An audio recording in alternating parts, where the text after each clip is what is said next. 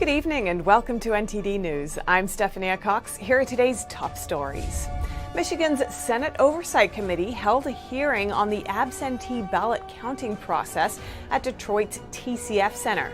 Witnesses gave their testimonies where they described being harassed and seeing evidence of fraud.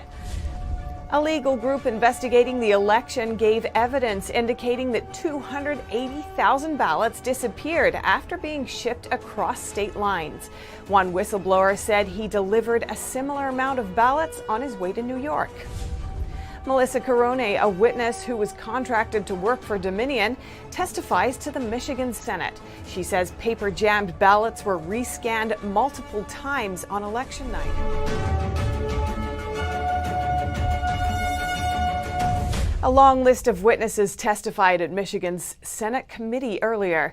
Witnesses included Republicans and independent poll workers and poll challengers who said they were prevented from fully doing their jobs and were treated with hostility. NTD's Christina Kim has the story. Witnesses in Michigan gave similar testimonies of the irregularities they saw in the absentee vote counting process. One witness said that their testimonies and affidavits are so important because videotaping was not allowed at the center. Many spoke of seeing or experiencing GOP poll workers being harassed. I witnessed the room erupt in thunderous applause and derogatory cheering as Republican poll workers were picked off one by one and ejected from the room repeatedly by police escort throughout the day, all trying to intimidate me and prevent me from doing my job, claiming that I was endangering their workers, trying to kill their people, and even holding a pen in a threatening way. Yet, when non-GOP operatives would stand near the tables and harass me, no one would give them any problem at all. And from my skin color, everybody assumes that I'm a Democrat. And so they just kind of come to me. And one of the ladies was thinking that let's get these MFs out. And I'm like, MFs who? Like, because she thought I was a Democrat. Then when I pulled out my tag, she looked at me and she's like, you're on the wrong side. I would get 2 or 3 of the poll workers literally screaming at me to get back 6 feet. At no time were we able actually to physically see the ballot and then see it in the poll electronic book. Poll challenger Karen Cordes said she barely saw any Republican poll workers. She said she saw military ballots, all in fancy stationery envelopes, and while each ballot had different names, they had the same birth date of January 1st, 1900, which she said was highly unusual. And nobody could tell me why the birth dates were 1900. When I went to challenge those votes, the supervisor at the table told me, and I quote, "We're not doing that." She said the supervisor eventually was convinced to write in the poll book that Karen Cordes is challenging this vote and is challenging every subsequent ballot hereafter. Cordes never got an explanation for the identical birth dates. I was called names whenever my mask fell down even a little below my nose. I'd be called names. I'd say I was killing people, stuff like that, while they'd be talking to somebody not wearing a mask. Poll worker Adam DeAngeli said he has an audio recording of one of the training sessions where trainers talked about how social distancing rules could be used to impede poll challengers. So a trainee asks, so if they're 6 feet back, they can't actually see. And the trainer says, exactly, not unless they've got really good vision or they brought their binoculars. And later on, another trainee asked, what if they get really mad and they're yelling? The trainer responded, quote, 911, call the police on them, have them thrown up out of there. To all of the challengers. He said the city was setting up a confrontational setting where poll challengers were unable to fulfill their duties.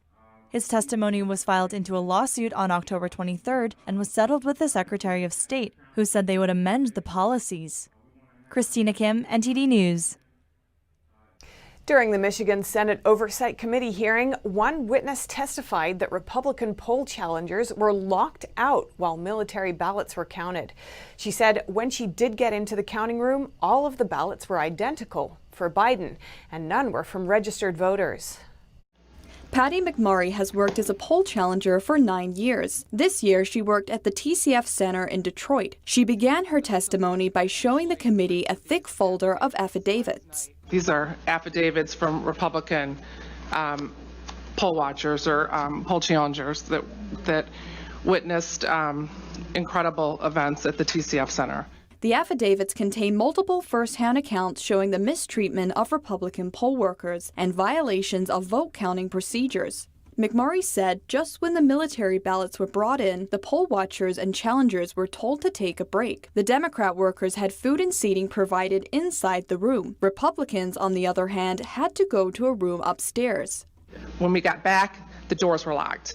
I was able to get back into the room, but I witnessed pizza boxes being placed over the windows so that the poll challengers couldn't see in. And those were being placed over the windows by election workers and by the agitators that were down there. According to McMurray, the state secretary, Jocelyn Benson, said in a radio interview that it was police who covered up the windows, but McMurray said it wasn't the police and accused Benson of making it up. McMurray also detailed what she saw once she got inside the counting room. Not one of the military ballots was a registered voter, and the ballots looked like they were all exactly the same Xerox copies of the ballot. They were all for Biden across the board. There wasn't a single Trump vote, and none of the voters were registered. They had to manually enter the names and addresses and a birth date of 1/1/2020, which would override the system and allow them to enter non-registered voters. She claimed that throughout the day, poll workers used this method to override voters that were neither in the electronic or paper poll book.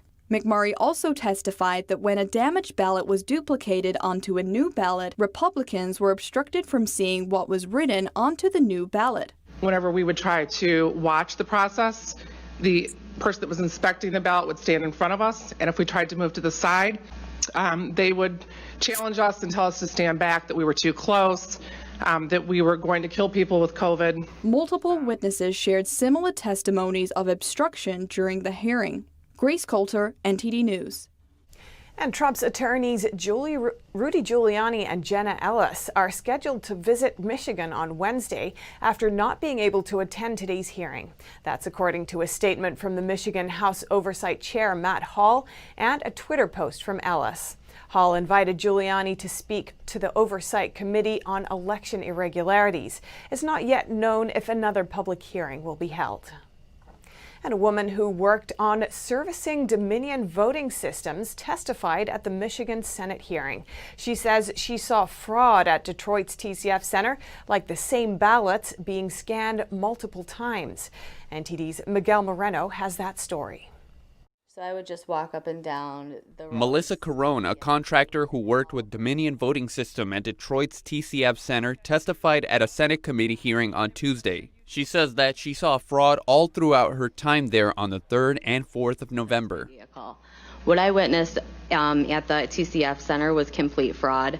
The whole 27 hours I was there, there was batches of ballots being ran through the tabulating machines numerous times, being counted 8 to 10 times. I watched this with my own eyes. I was there to assist with IT. Carone says the proper way to scan ballots when there's a paper jam is to reset the count. In other words, discard the count on the machine and rescan all of them with the jammed paper on top. But apparently that didn't happen, and counters rescanned ballots without resetting the count. She went on to say that there were people on the night shift who were completely untrained, one of which was a friend of hers that she's known for over 20 years. They were allowed to do whatever they wanted to do. Nick and Samuel that worked for Dominion, they were on the stage. They had a contract employee, me, and another one that was from Texas. I have his name right here, Miles Smiley, 90-year-old man there to assist with IT work. And he did not have any kind of background in IT and worked in and lived in Tennessee. So this man was just walking around aimlessly. You know, I was really the only one running around like crazy helping these people. In an interview with the Epoch Times, Carone says that Dominion hasn't contacted her since she submitted her affidavit. Miguel Moreno, NTD News. A poll challenger in Detroit said in a sworn affidavit that the voting machines appeared to be illegally connected to the internet. He said he noticed an unusual error message on the tabulator's computers and that the error message may indicate the tabulators were trying to connect to a remote database. NTD's Kevin Hogan has more. Starts with, once you break that link up at the top. Patrick Kolbeck is a former Michigan State Senator, an aerospace engineer, and a poll challenger in Detroit. He served at the absentee voter counting board from 5 p.m. on Election Day to roughly 5:30 p.m. the next day. He calls it a marathon shift. Kolbeck said the counting boards all had electronic poll books, which are one of the links in the chain of custody to maintain an election.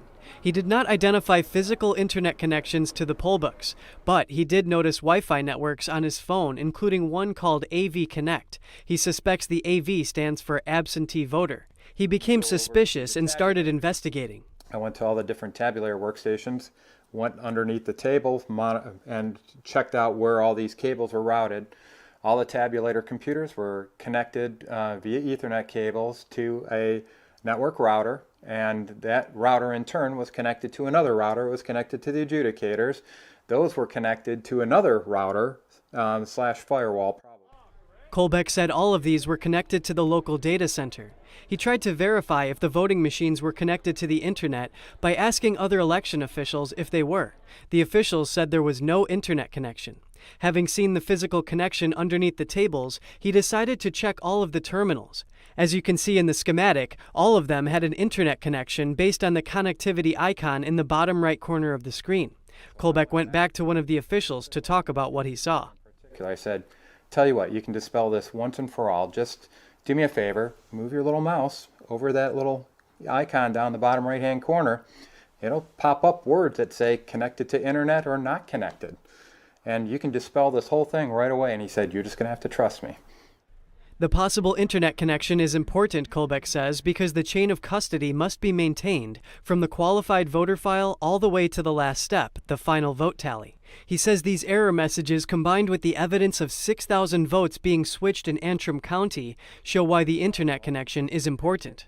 And I would submit that many of the features of Dominion that are being characterized as glitches are actually design features of Dominion to help people manipulate the results of the election. Kolbeck's findings are further complicated by a declaration in Sidney Powell's lawsuit in Georgia. In it, a military intelligence analyst has declared Dominion software was accessed by agents of China and Iran to manipulate the U.S. 2020 general election. Kevin Hogan, NTD News. The legal group the AMISTAD Project says that as many as 300,000 ballots may have mysteriously disappeared ahead of the election. They presented evidence and 2 whistleblowers gave testimony. In Arlington, Virginia, the AMISTAD Project claimed that up to 280,000 ballots were transported from Bethpage, New York to Lancaster, Pennsylvania and disappeared on October 21st. Former Attorney General to Kansas and director of the AMISTAD Project, Phil Klein, said they have several eyewitness accounts as well as tangible evidence. This evidence demands investigation. This demands answers.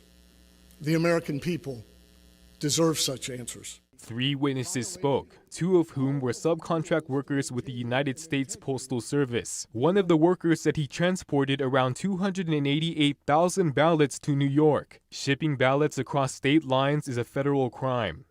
On October 21st, when I arrived for my usual route in Bethpage, New York, an expediter made 3 references to ballots that were to be loaded into my trailer, including saying, hey, you've got a ballot today, or you have ballots today, and even showing me a piece of registered mail and saying someone really wanted their ballot to count. Klein said there are institutions and persons available to the public who can easily confirm the sworn statements made by their whistleblowers, but many of them have refused to be transparent. People refuse to speak and decide to not be forthcoming. They do it for a reason. Generally, this refusal comes down to 1 or 2 reasons or a mixture of both. They are afraid, or they have done something or participated in something which they do not want others to know about. The AMISTAD Project filed lawsuits in several states in recent weeks, including one on November 26 in Michigan. They said they have been contacted by and communicated with the FBI and U.S. attorneys from various jurisdictions. Don Tran, NTD News.